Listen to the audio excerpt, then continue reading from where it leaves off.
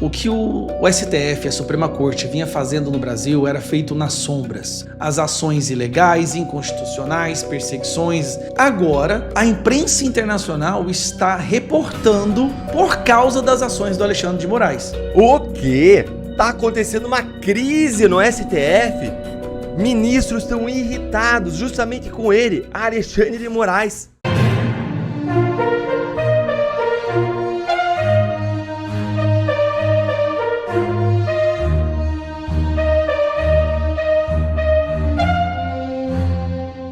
Fugitivas do 8 de janeiro são presas ao tentar entrar nos Estados Unidos. É isso mesmo.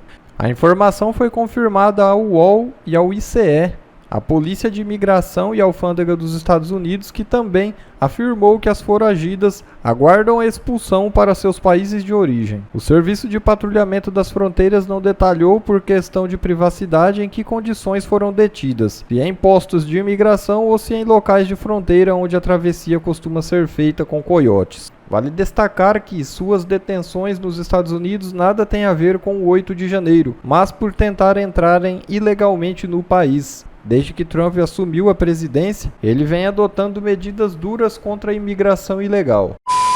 Incômodo de alguns ministros do STF com a postura de Moraes no inquérito do golpe. É isso mesmo. Ministros do Supremo Tribunal Federal expressaram, em conversas reservadas, inquietação com a atuação de Alexandre de Moraes na condução do inquérito relacionado ao golpe. Eles consideram que sua postura tensiona a situação mais do que necessário, o que poderia impactar no andamento do processo. Apesar das críticas, esses ministros optam por não se manifestar publicamente sobre suas preocupações, mantendo a posição em sigilo. A situação revela um clima de divergência interna no STF, onde a condução de Moraes gera discussões entre os próprios membros da corte. A postura de Moraes é vista por muitos como exacerbada, principalmente em sua tentativa desenfreada de julgar Bolsonaro o mais rápido possível. O movimento que mais incomodou os membros da corte foi a decisão do ministro de manter o julgamento do ex-presidente na primeira turma do STF, ao invés do caso ser discutido no plenário. E não é só esse o incômodo no STF. A corte também se incomodou com o discurso de Tarcísio no ato de Bolsonaro. É isso mesmo. Repercutiu mal entre os ministros do STF o discurso do governador de São Paulo, Tarcísio de Freitas, na manifestação pró-anistia comandada por Bolsonaro no domingo no Rio de Janeiro.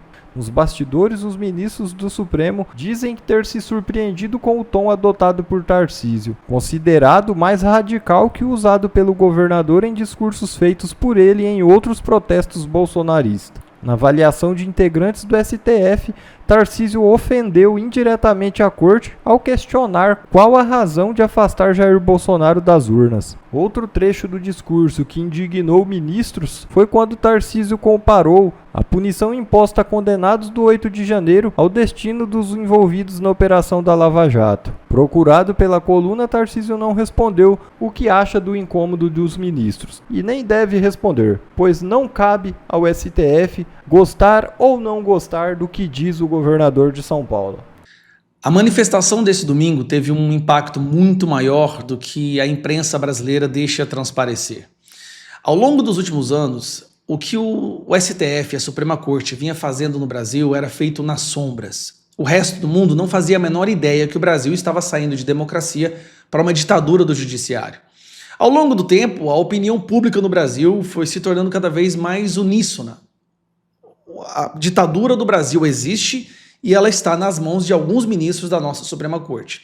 Nós já tivemos pesquisas mostrando que 47% da população acredita que nós vivemos em uma ditadura do judiciário e outra pesquisa mostrando que apenas 12% da população confia na Suprema Corte brasileira. Mas essa percepção ela não tinha ainda extrapolado os limites da fronteira brasileira. Depois de algumas delegações de deputados federais e o excelente trabalho do Eduardo Bolsonaro, o mundo começou a perceber o que estava acontecendo aqui. Aí, recentemente, sai um estudo na revista The Economist, uma das maiores revistas do Reino Unido, mostrando que o nível de democracia do Brasil caiu por causa das ações do Alexandre de Moraes. Depois, o Transparência Internacional mostrando que o nível de corrupção no Brasil subiu por causa do Dias Toffoli. E a Suprema Corte brasileira deixou de ser vista no mundo afora como uma instituição que defende a democracia para uma instituição que representa um risco para a democracia brasileira. Dito isso, ontem nós tivemos aquela manifestação, maravilhosa manifestação em Copacabana, com centenas de milhares de pessoas, embora a imprensa tenha dificuldade de admitir isso. Eles nunca falam que foi muita gente nas manifestações da direita. Só que a imprensa internacional, pela primeira vez, a grande maioria da imprensa internacional optou por noticiar. Como se pela primeira vez eles começassem a torcer pelo que Bolsonaro está fazendo e não sente mais aquela vontade de preservar a Suprema Corte brasileira. Então vamos lá. Vou passar para vocês alguns exemplos. Associated Press. Apoiadores do Bolsonaro do Brasil protestam na praia de Copacabana para defendê-lo de acusações de golpe. Vamos para a próxima. Al Jazeera, gente. Outro lado do mundo. Apoiadores do Bolsonaro vão para as ruas do Brasil e demandam, exigem anistia para as pessoas que estavam no 8 de janeiro. Alemanha, Deutsche Welle.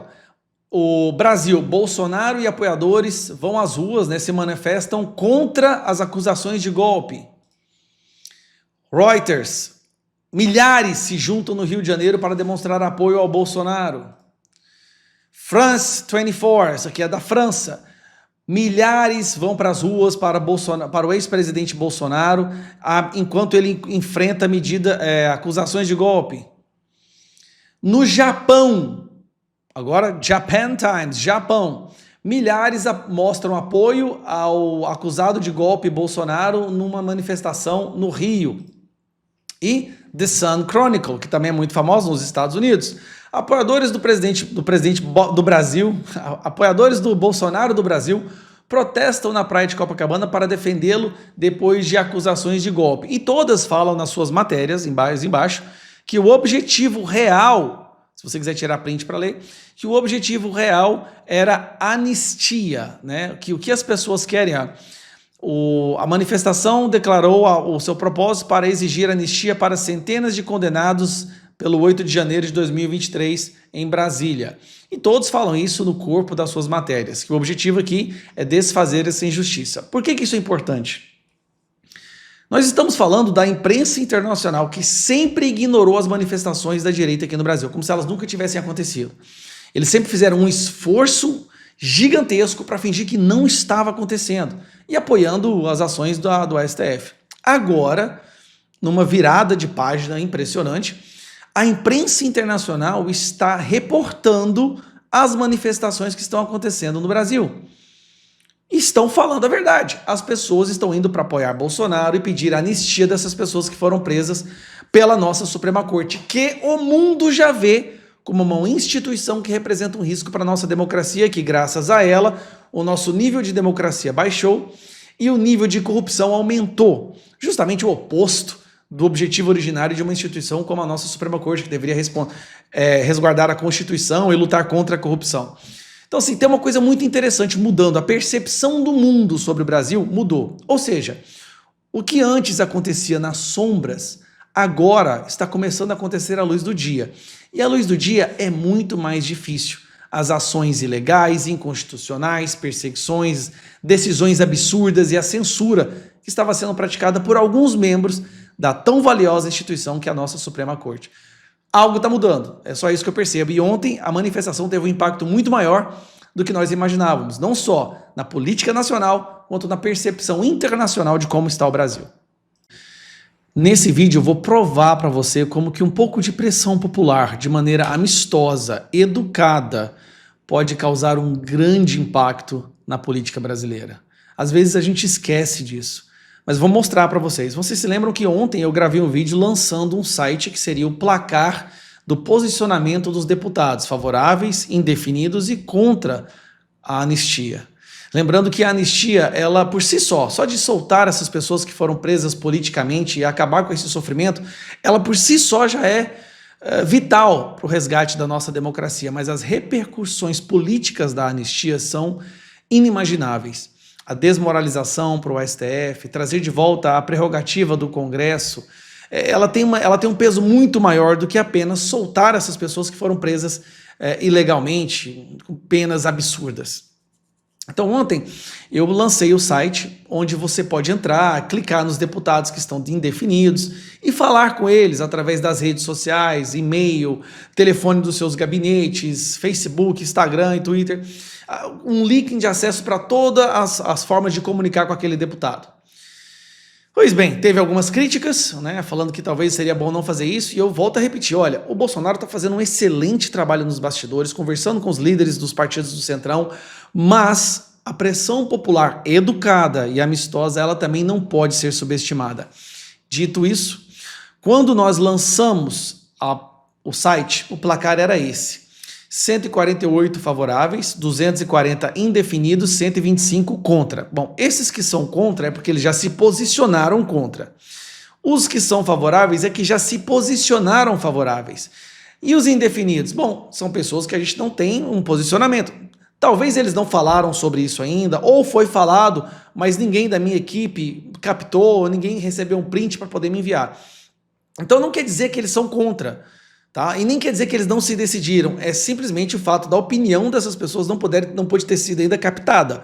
Então, por favor, não brigue, não xingue, não parta para animosidade. Tá? O que aconteceu? Desses 240 ontem, hoje, menos de 24 horas depois, o placar que nós temos é esse aqui, ó. 163 favoráveis, 220 indefinidos, 130 contra. Então vamos fazer uma comparação. 125 contra passou para 130. 148 favoráveis passou para 163. Nós tivemos um aumento 3 vezes maior que o do contra. Contra foi de 125 para 130, favoráveis 148 para 163, ou seja, aumentamos 15, enquanto o contra aumentou 5. E é essa mobilização, né, nós tivemos ontem mais de 30 mil acessos nesse site.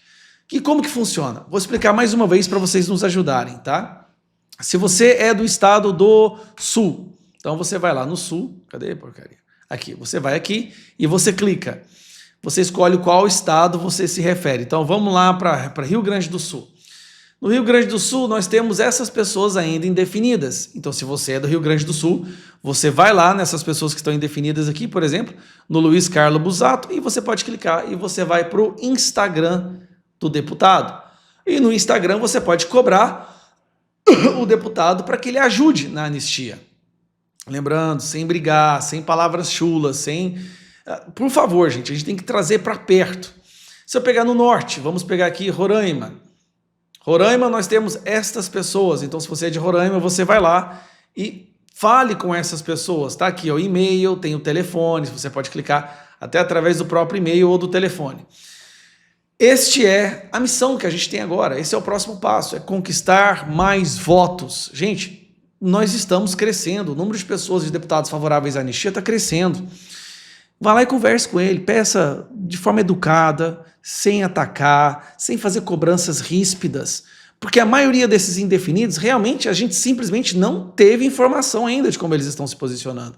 Então, pedir um posicionamento tem que ser uma coisa educada, é pedir para que ele apoie, não só peça, se posicione, não, apoie, por favor, é importante, vamos desfazer essa injustiça que existe no Brasil hoje, esse é o caminho que deve ser tomado.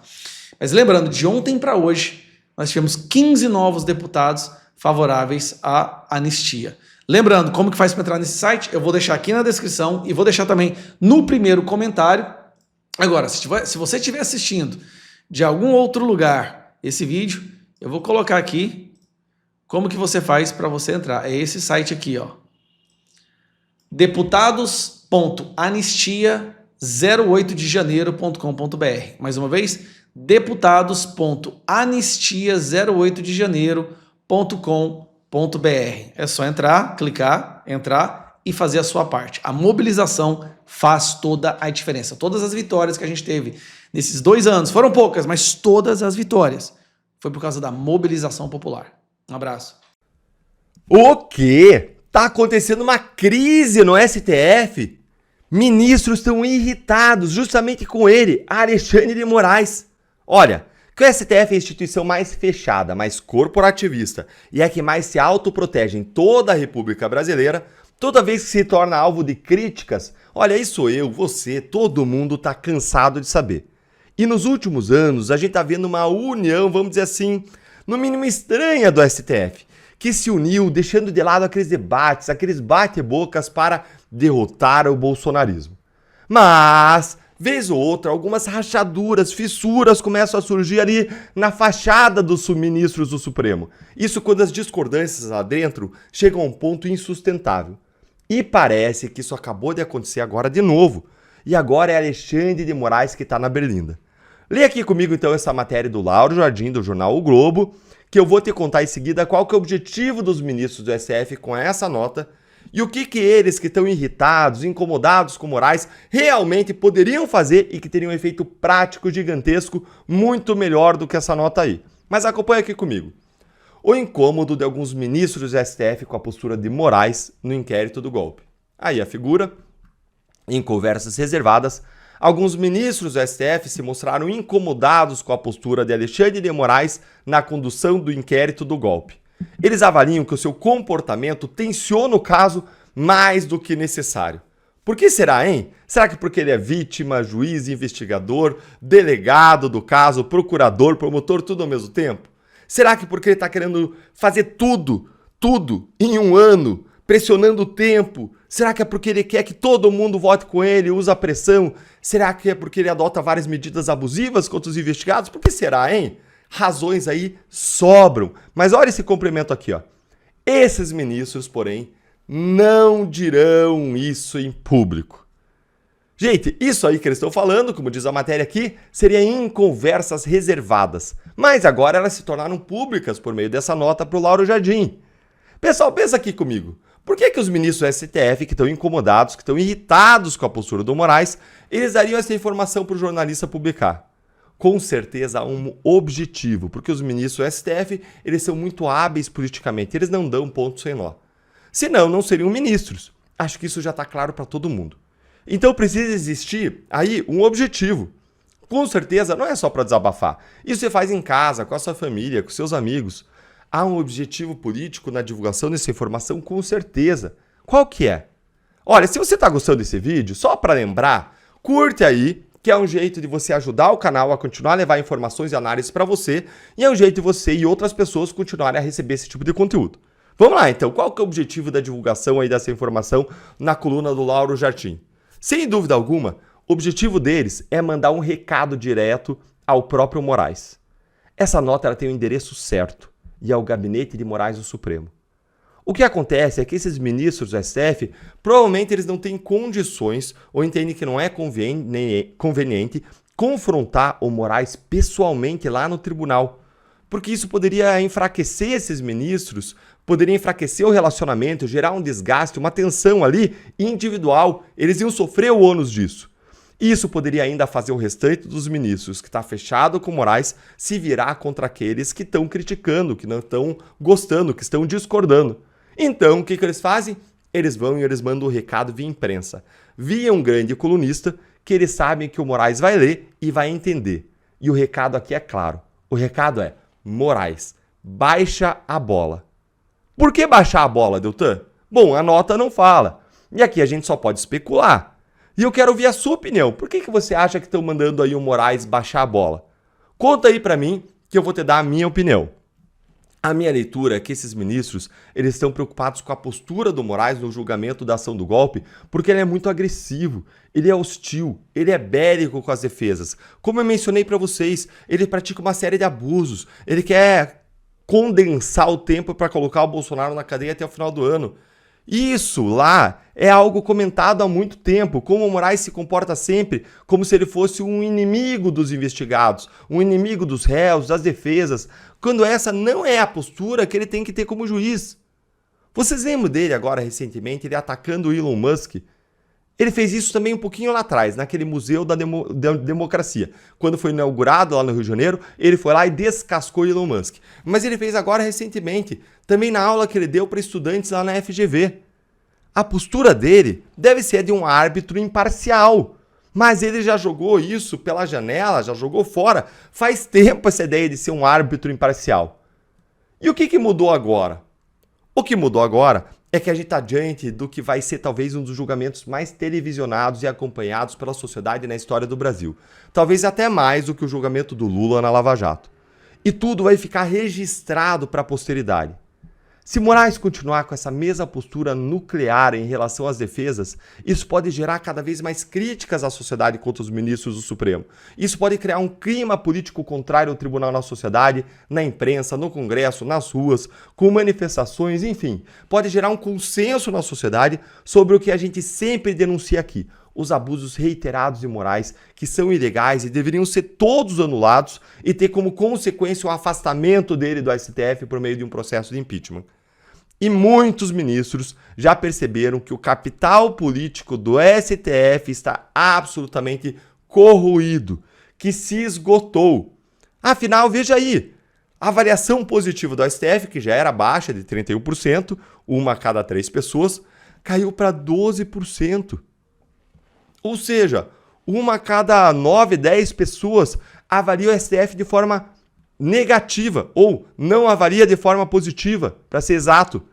Gente, isso significa que quase ninguém acha que o STF está fazendo um bom trabalho.